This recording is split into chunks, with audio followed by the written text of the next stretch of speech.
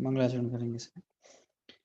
नमो अरिहंताणं नमो सिद्धाणं नमो आयरियाणं नमो वचायाणं नमो लोये सव्वसाहुणं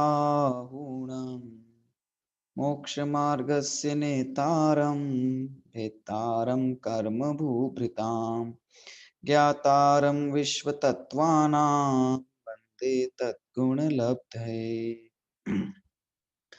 तत्वार सूत्र नामक ये महाग्रंथ है, इसके 5वें अधिकार के ऊपर हमारी चर्चा प्रवर्तमान है। यहाँ 6 द्रव्यों के स्वरूप को हम समझ रहे हैं, है ना, जिसमें पुद्गल द्रव्य की चर्चा अभी चल रही है। पुद्गल द्रव्य जो कि रूपी है, स्पर्श रस गंध और वर्ण गुण वाला है, ये हमने सूत्र क्रमांक 23 के माध्यम से जाना था।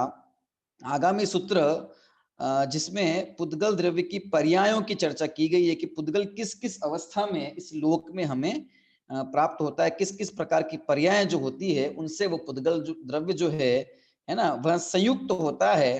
तो उसकी चर्चा आगामी सूत्र में की गई है। सूत्र का पाठ करते हुए और हम उसके भाव को समझते हैं। तो आइए हम चलते हैं सूत्र क्रमांक 24 की तरफ।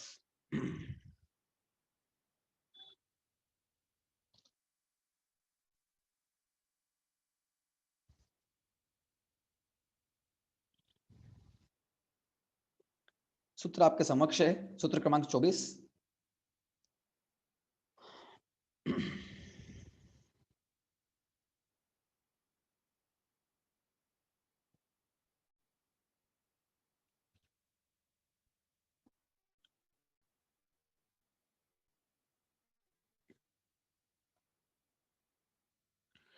सूत्र पाठ हम करते हैं।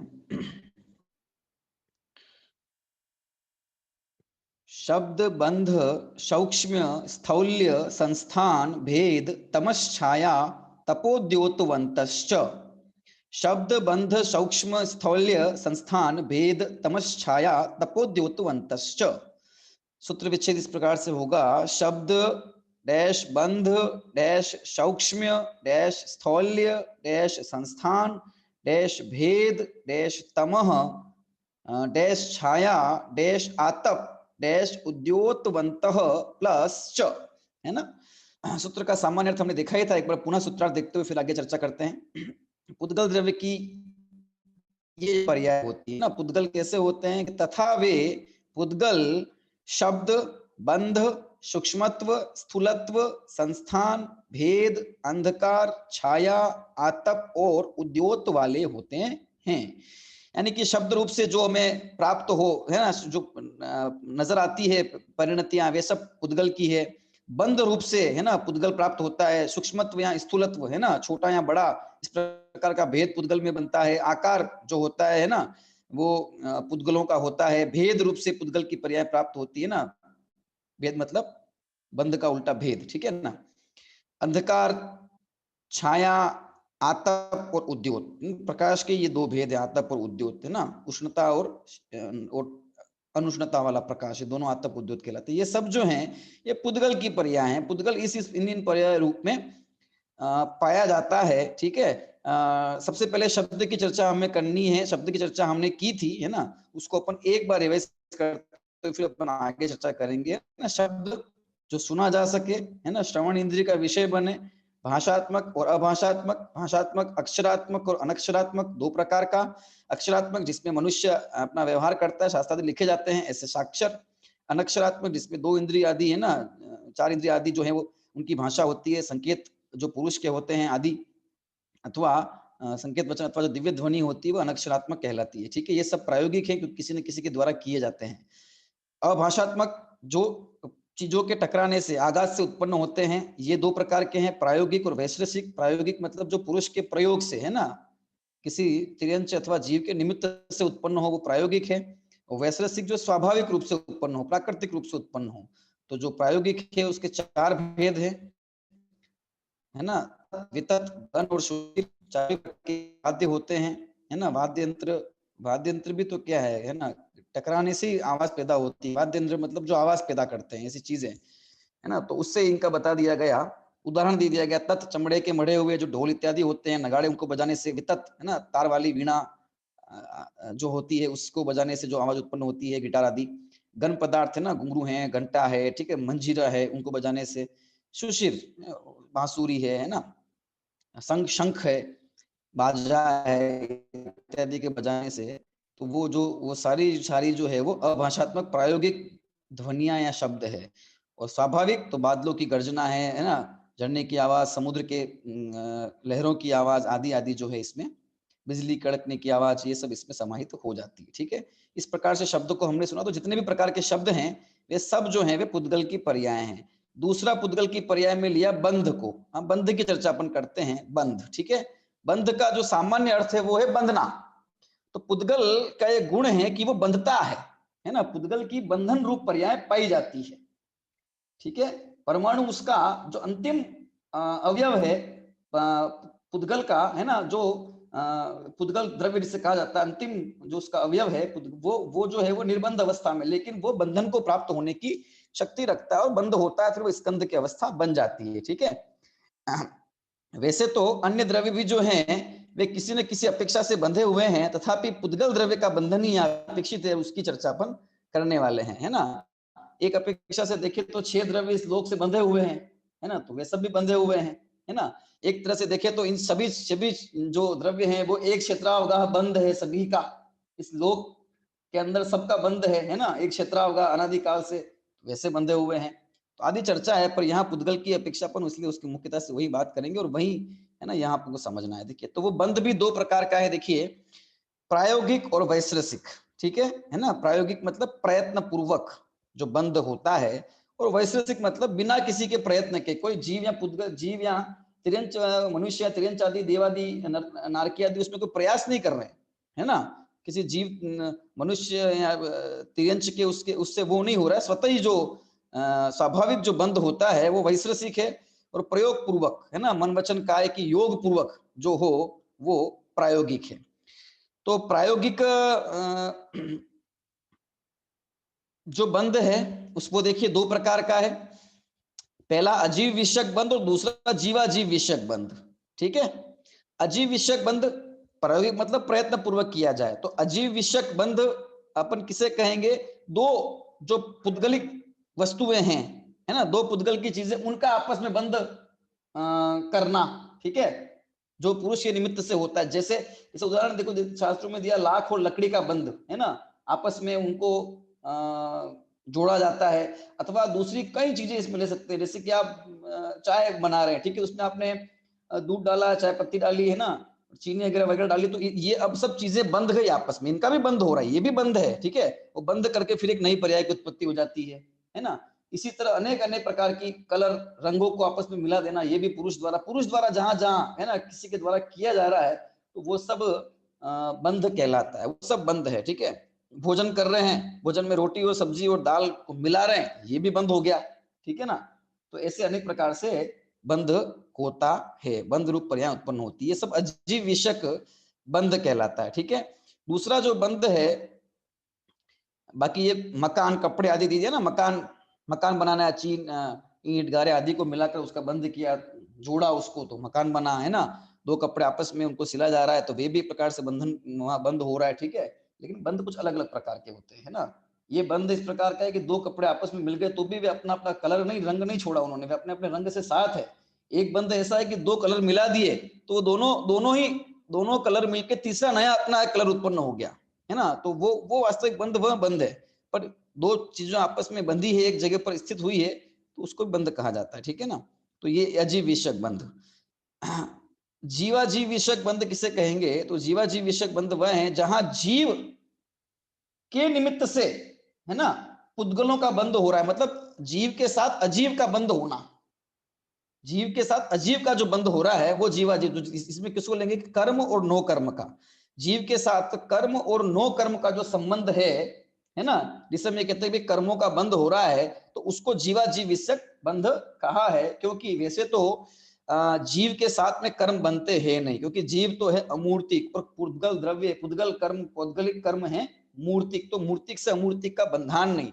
लेकिन अनादिकाल से जब से जीव है वह कर्म से संयुक्त ही है, तो कर्मण शरीर तो उसके ही है, तो उस कर्म से ही कर्म जुड़ते जाते हैं, लेकिन उसका फल जो है ना, उस जीव के सुख दुख जो है वो उसके निमित्त से होते हैं, इसलिए वो जीव से बंधे हुए हैं, उनका जीव के साथ में एक क्षेत्रावगा बंध है, निमित्त निमित्तिक संबंध है, इस प्रकार से चर्चा होती है। तो और वे प्रत्येक जीव का अपने अपने है ना अलग अलग है, उसका परिणामों के साथ में भी जो है वो निमित्त निमित्तिक संबंध होता है। तो कर्म और नो कर्म, ज्ञानावरणादि 8 कर्म रूप कर्मण शरीर का बंध है इस जीव के साथ में, है ना, तो वो बंध हो गया, ठीक है। और है ना, तो जीव का अजीव, क्योंकि बंध पुद्गल का ही है, मुख्य रूप से पुद्गल का ही पुद्गल से बंधान है, इसलिए इसको पुद्गल में लिया है, जीव नहीं बनता है, जीव तो मुक्ति ही है निश्चय न से, ठीक है ना, निश्चय की दृष्टि से, यहाँ अपन परमार्थ दृष्टि से देखें तो। पर जब कर्म की अपेक्षा से देखा जाता है, जीव के साथ कर्म एक ही जगह पर है ना, उस अपेक्षा जीव और जीव बंध की चर्चा की गई है। और नो कर्म अर्थात शरीर है ना, औदारिक आदि जो शरीर है, औदारिक शरीर है, वैकृतिक शरीर, सब जो शरीर प्राप्त करता है नो कर्म है ना, वो भी इसके साथ जो है वो बंधते हैं।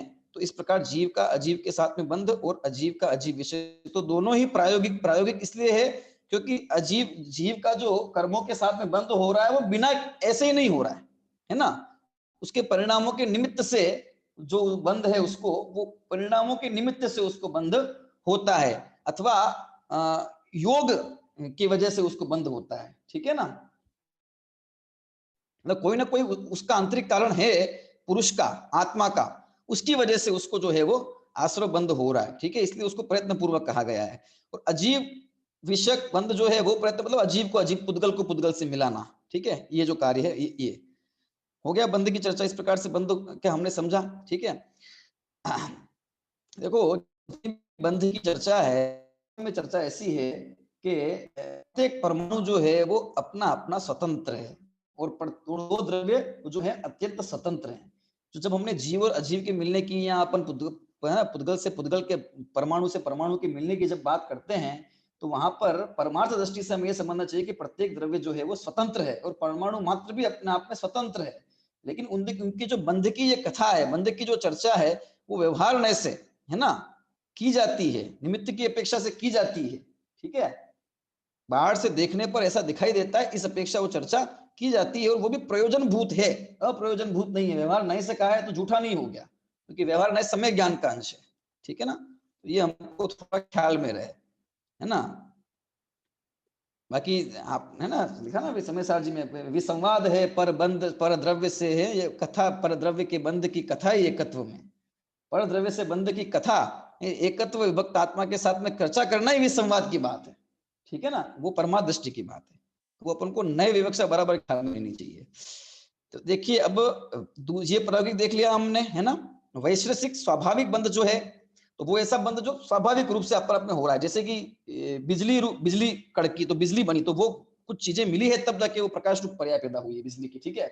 बादलों का मिलना, है ना, बादल जो बन जाते हैं किसी ने मिलाए नहीं, वो स्वतः है ना प्राकृतिक स्वाभाविक रूप से बन जाते हैं, ठीक है। मेघ, बिजली, उल्का, ठीक है ना, इंद्रधनुष बन गया, सप्तरंगी, ये सब जो है, वर्षा की बूंदे, जलधारा, ये सब जो हैं, ये सारा जो है इस प्रकार का प्राकृतिक इनको बंध कहा जाता है। इसमें भी दो प्रकार से बता दिया, एक आदिमान अनादिमान, तो बादल, बिजली, इंद्रधनुष, वर्षा धारा, है ना, ये सब आदिमान बंद हो गए, बंध रूप पुद्गल की पर्याय हो गए। अनादिमान जो अनादिकाल से है, जो है ना पुद्गल की स्कंद रूप अवस्था अनादिकाल से है, ठीक है, और अनंत काल तक रहने वाली, तो महास्कंद, पूरे 3 लोक रूप जो एक महास्कंद है ना, ये अनादिकाल से है, अथवा अकृत्रिम रचनाएं जो हमने देखी वे अनादिकाल से अनंत काल तक रहने वाली है, तो वो सब जो है वो अनादिमान उसमें पुद्गल के साथ में जो अनादिमान बंध पर्याय है उसमें आ जाती है, ठीक है।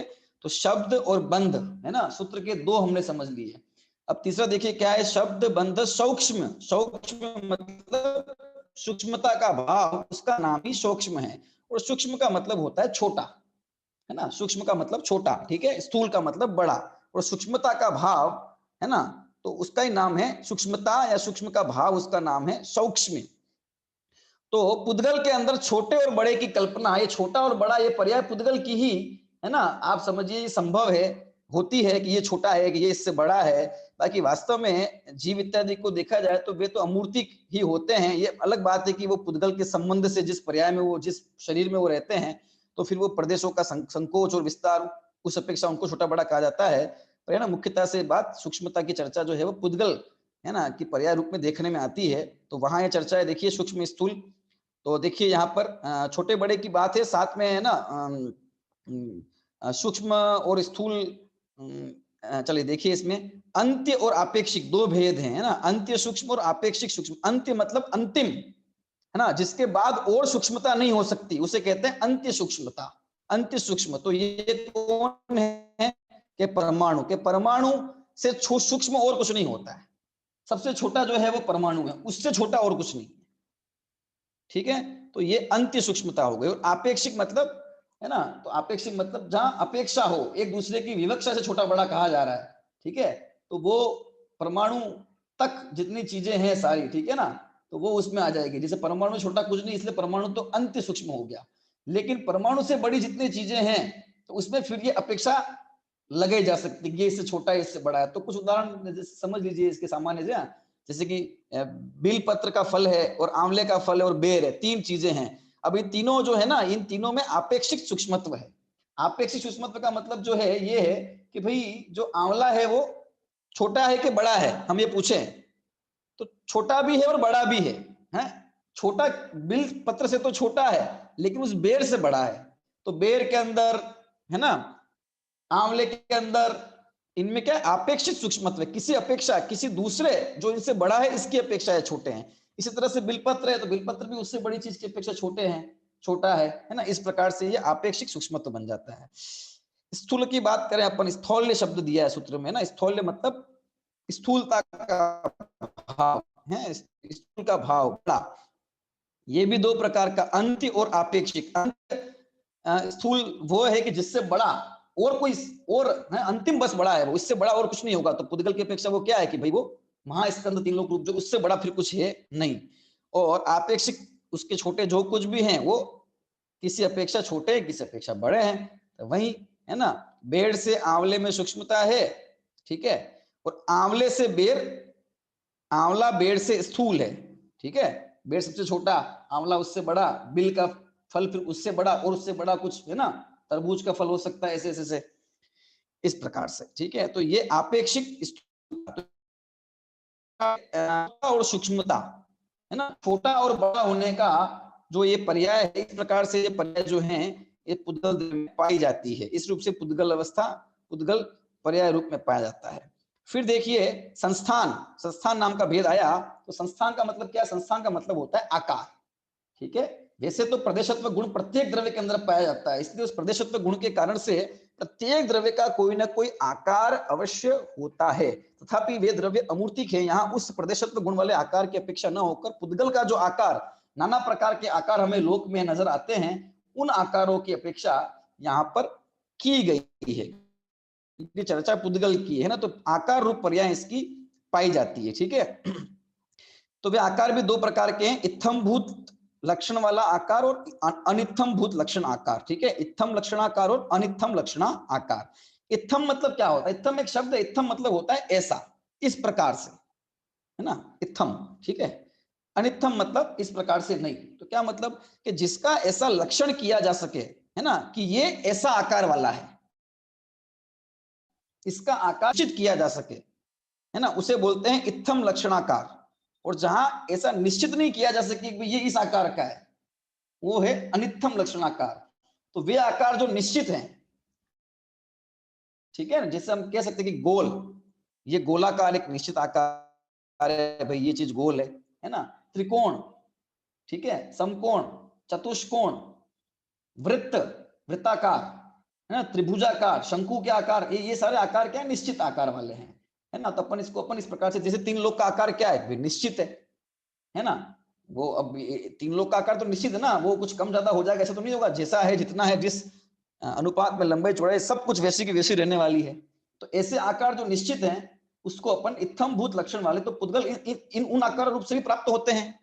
और अनित्थम भूत लक्षण वाले जिनका आकार अपन ये नहीं कह सकते कि निश्चित है ना, बनता बिगड़ता रहता है, घटता बढ़ता रहता है ना, अनिश्चित आकार वाली चीज है। तो दोनों प्रकार के आकार होते हैं। तो जैसे है ना इत्थम लक्षण में गोल, त्रिकोण, चतुष्कोण, समकोण, आयत, वर्ग, घन, घनाभ, ये सारा इसमें आ गया, ठीक है। और अनित्थम के अंदर जैसे कि बादलों का आकार है, कोई निश्चित आकार नहीं है बादलों का, है ना, अनेक प्रकार से उनमें वो बादलों का आकार निश्चित रहता ही नहीं, बढ़ता रहता है, घटता रहता, चलता है। वायु इत्यादि का कोई ऐसा कोई निश्चित आकार नहीं है, घटती बढ़ती है ना, पर वायु का एक जीवों का तो है, पर हम उसकी बात कर रहे हैं पूरे जो स्कंद बन जाता है अनेक जीवों का, है ना, मिल के पुद्गलों का, उसकी बात कर रहे हैं। ऐसा कोई आकार, ऐसा कोई जल वगैरह भी है तो जल का ऐसा कोई निश्चित आकार नहीं है ना।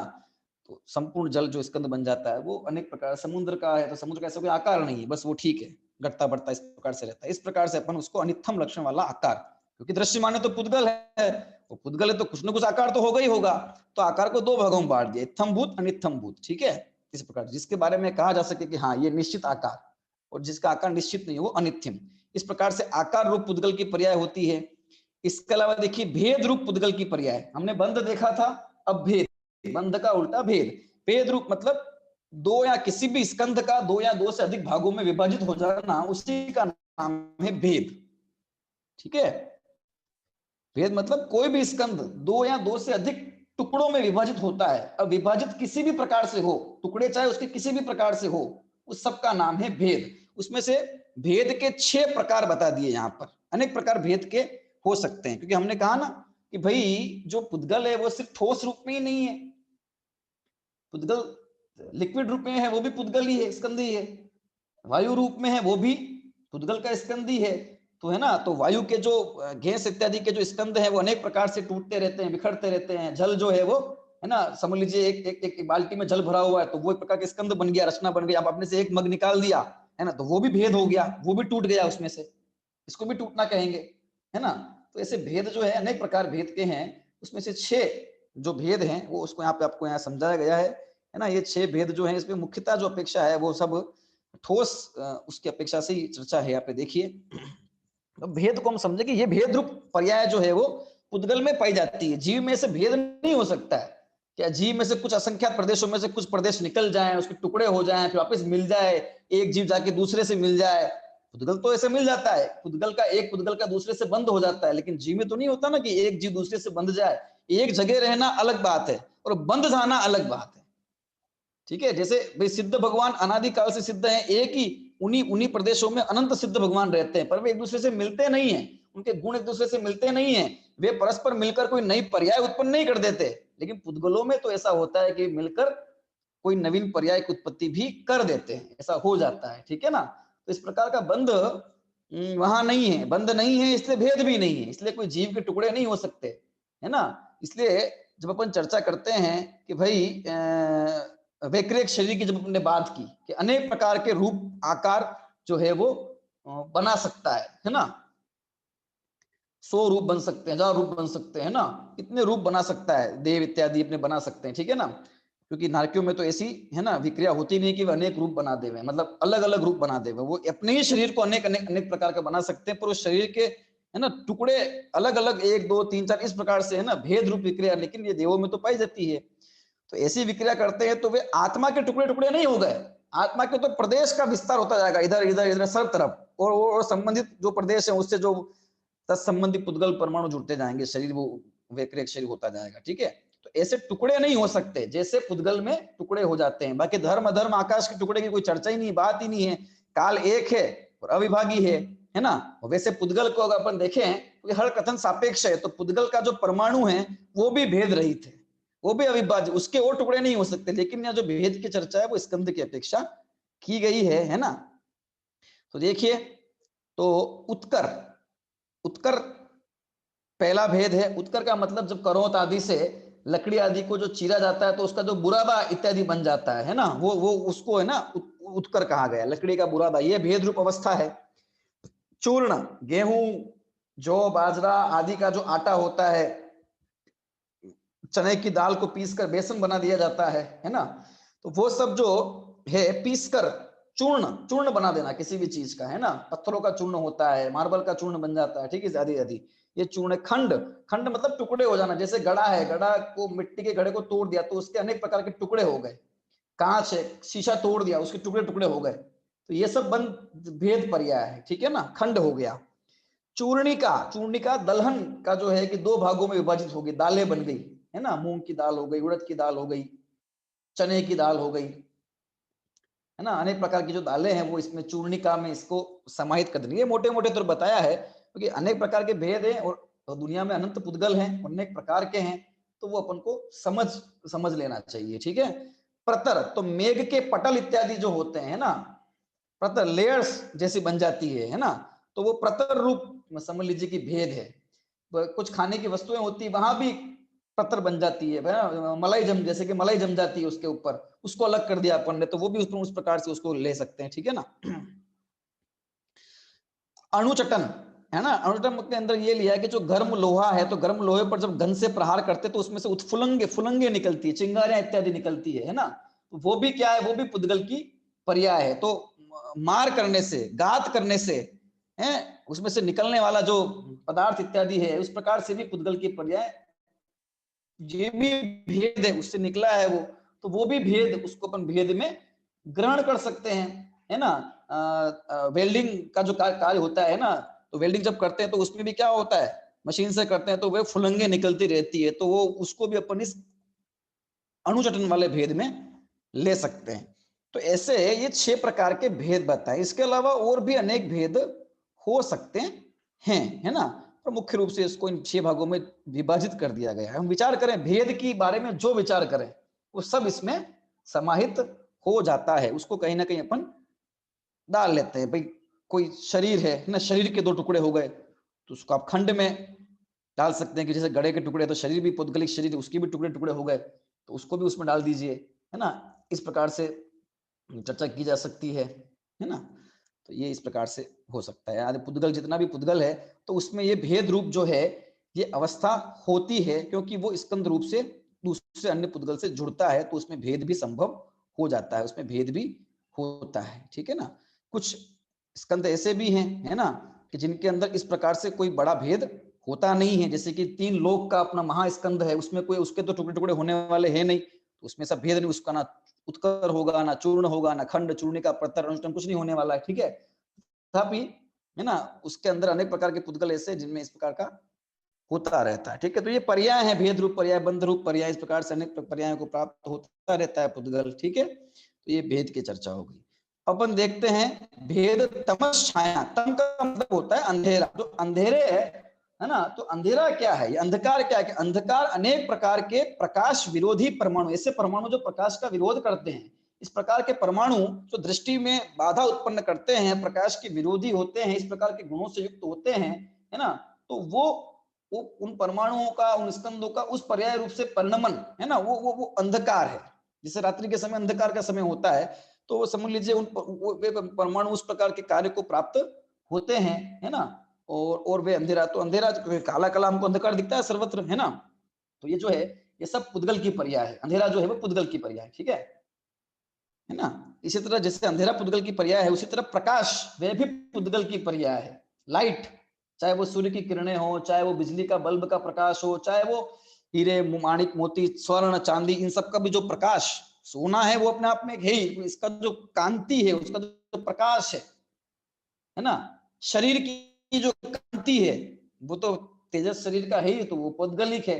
तो ये सब जो कुछ भी दिखाई दे रहा है, चाहे वो किसी भी रूप में दिखाई दे हमें, वो सब का सब क्या है, पुद्गल है। अब जो ये हमने कल बात की थी, है ना, ये जो रेज है ना, किरणें हैं, एक्सरे की रे है, या फिर मोबाइल से निकलने वाली, या फिर वो, है ना, रिमोट कंट्रोल में जो किरणें, वो सब प्रकाश का ही उसको भेद समझना चाहिए, वो भी एक प्रकार से प्रकाश ही है सारा, ठीक है ना, किरणें। और अंधकार, तो अंधकार तम जिसको कहते हैं, है ना, अंधकार जो है वो भी पुद्गल की पर्याय होती है।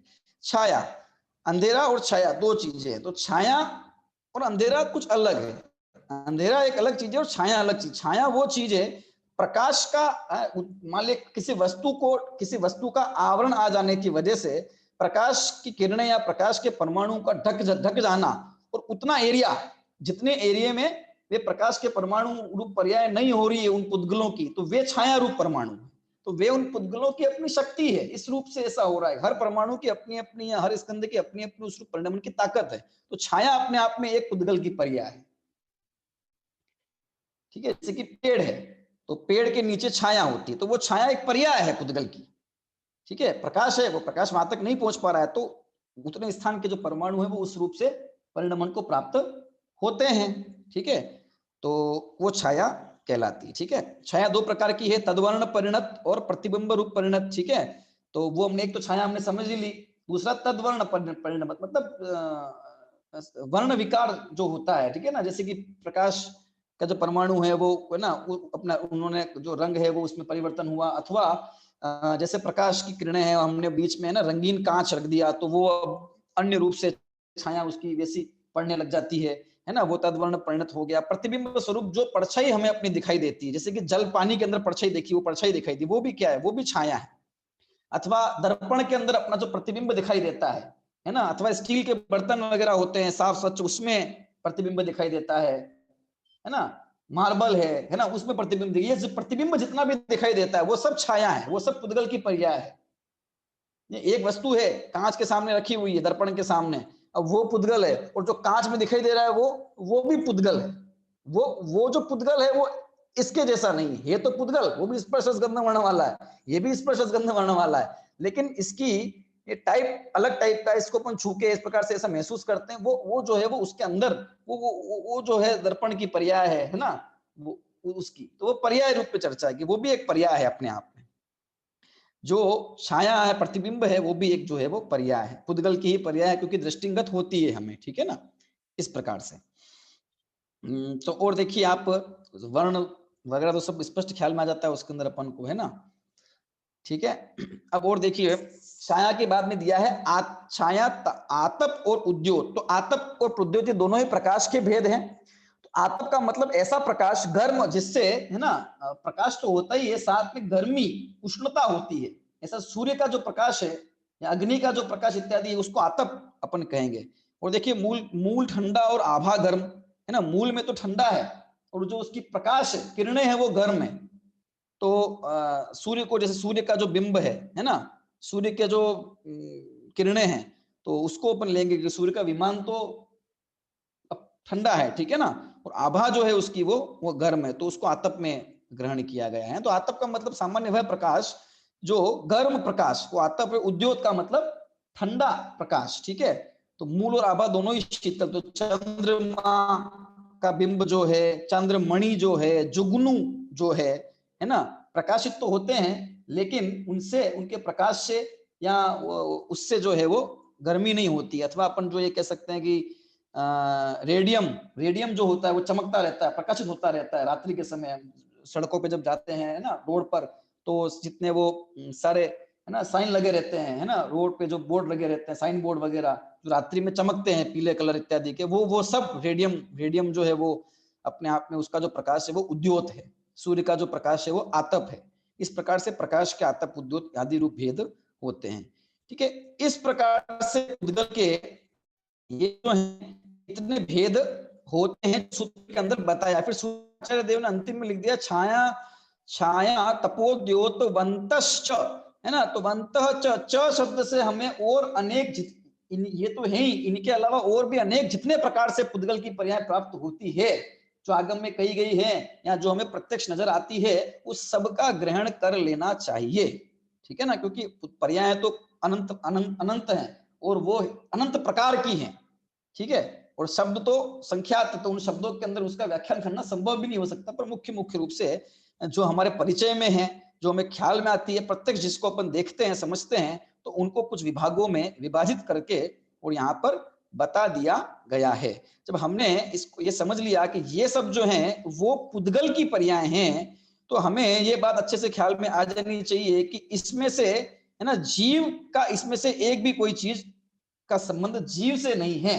इसलिए कि जीव जो है ना, उसमें से कोई ध्वनि निकलती रहती है, कोई ऐसी बात करे तो ठीक नहीं, है ना। एक जीव दूसरे जीव से बंध जाता है, ऐसा करे तो ठीक नहीं। तो आत्मा का परमात्मा से, है ना, मिलन हो जाता है, वो जाके आत्मा परमात्मा से बंध जाता है ना, तो वो ठीक नहीं।